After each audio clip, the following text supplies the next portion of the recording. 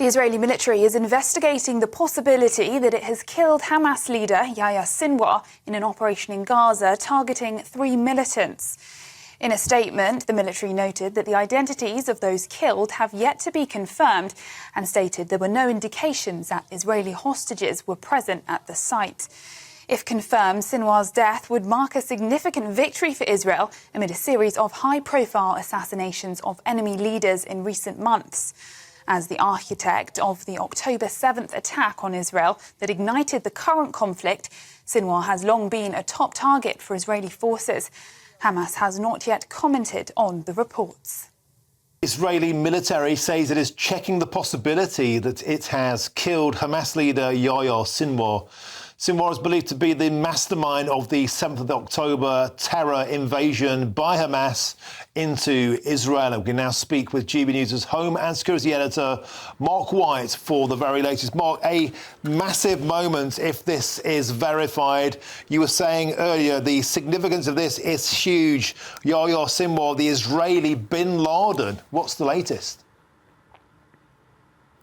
Yeah, it's difficult to overstate, really, just how significant this would be if it is indeed confirmed to be Yahya Sinwar, the head of Hamas in Gaza, who has been killed. The very latest line we're getting out of Israel is that the Israeli War Cabinet have now been told that it is very likely that Yahya Sinwar is dead. They will not be 100% sure of that until they carry out DNA tests, which they are currently in the process of doing. Now, we have an image that we want to show you. I should warn you, it is an image of Israeli Defense Force soldiers surrounding the body of the man believed to be Yahya Sinwar. We have blurred that body, but just a warning anyway, we can show you that image now. This is in a building that was struck by the Israeli military, and according to the Israeli military, 3 terrorists inside that building were eliminated, including the man they believe to be Yahya Sinwar. Now, why are we talking about this man? Well, he is the mastermind behind that horrific attack on the 7th of October last year, in which 1,200 people were murdered, more than 200 taken hostage. 100 of those hostages are still unaccounted for now.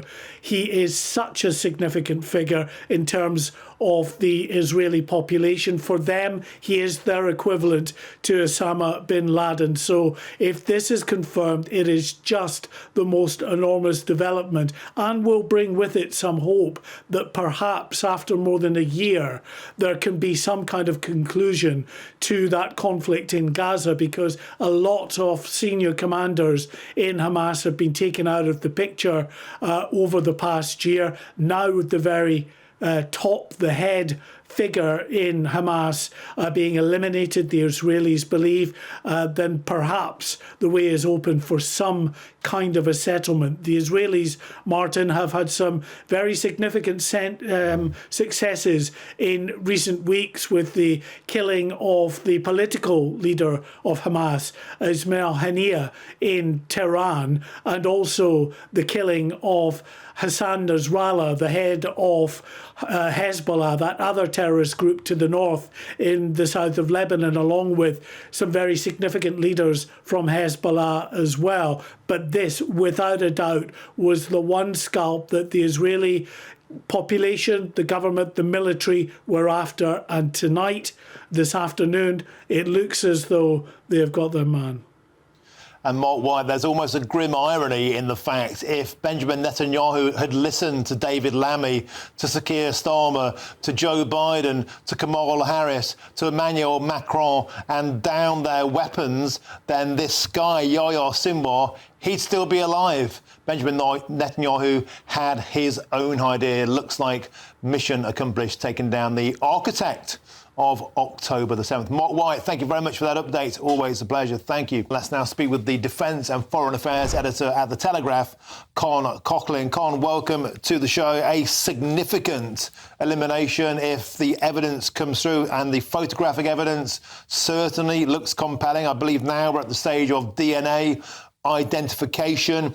Tell us the significance of taking down Yahya Sinwar, believed to be the mastermind of the October the 7th invasion of Israel. Well, good afternoon and good to be with you.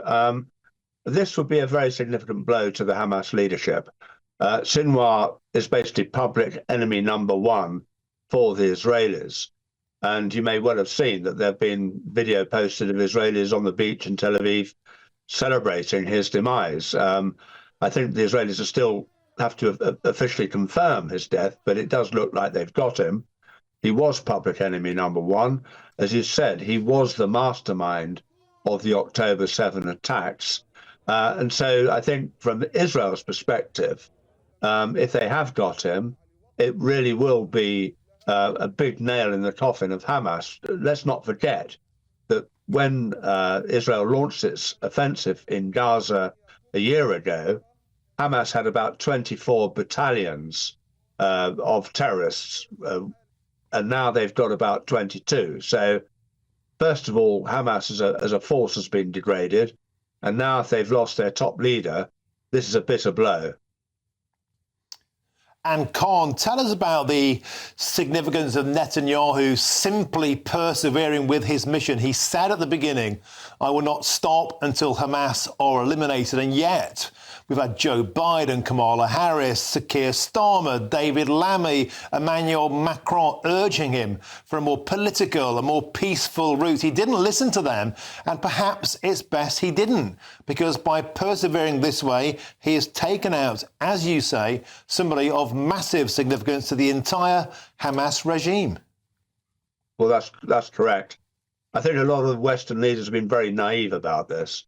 I mean, first of all, Israel didn't start this war. Israel suffered, the worst terrorist attack in its history, and like any nation, it's responded. And let's not forget, Biden and co have been pressing for a ceasefire in Gaza, but Hamas has never really accepted the terms. Hamas has said it will have a ceasefire if the Israelis withdraw. Well, the Israelis aren't going to withdraw in the middle of a war. They're there to destroy Hamas. So, Sinwar was the man who kept saying no to a ceasefire, and it looks like he's paid the ultimate price. But I think this is a lesson for the West, because it's not just Hamas. Hamas is backed by Iran. Iran has a whole network of terrorist organizations in the Middle East, and they're not just targeting Israel, they're targeting us here in the UK. So, people need to wake up about the threats we face and deal with them properly. And Con, we've got a quick minute before we have to end. Do you think there's a likelihood of there being a backlash, any activity, any terror activity on foreign soil, or with each of these leaders is taken down now, is the combined force of Hezbollah and Hamas just being severely eradicated and removed? Well, I think the terrorist networks would love to respond, but as you indicated, I think they've been sorely diminished over the past year, both in Lebanon, in Gaza, around the Middle East. So their options are limited. But, I mean, they will be looking for ways to get their revenge in. So we need to be... Con, I'm afraid we have to leave it there. We've simply run out of time. But thank you very much for joining us, Con Coughlin. Now, please, breaking news story now. The Israeli military says it is checking the possibility it has killed Hamas leader Yahya Sinwar. And meanwhile, the Israeli cabinet has been told that it is very likely that he is dead. Sinwar is believed to be the mastermind of the October the 7th Hamas terrorist attack upon Israel. And I'm rejoined again by GB News reporter Adam Cherry on hand to fill us in on this breaking story. Now, it's hard to overestimate the importance. This is a talismanic takedown of what many people are calling the head of the snake of Hamas. Tell us more. Yeah, right. So we actually, in the last few minutes, have had a statement from John Healey, who's the UK Defence Secretary, speaking at a NATO Defence Ministers meeting in Brussels. And he says, I'll just read you the full quote.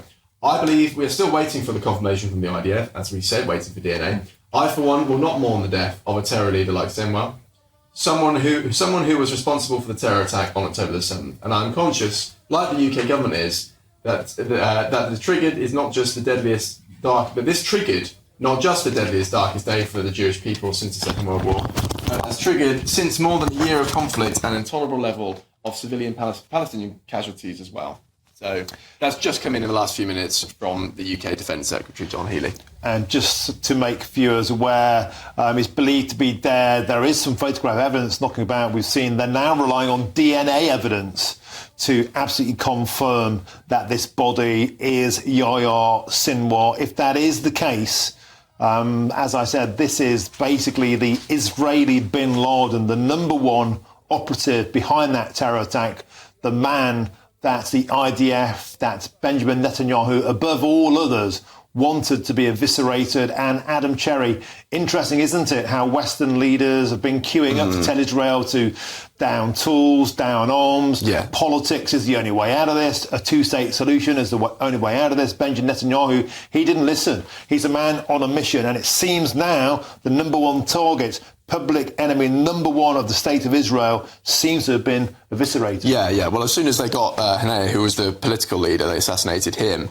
This guy has been all they've been focusing on. So, as you said, this is a really talismanic step and huge in terms of the overall shape of the war. But also the fact, it's an interesting point, isn't it, that if Israel had listened to the Western calls on this, perhaps this may not have happened. It's only through going rogue, if you like, or basically ignoring those calls that they've managed to do this, I would argue. Thank you. And it seems few will mourn Yahya Sinwar. Thank you once again, Adam Cherry. Now, plenty more coming up in your next hour.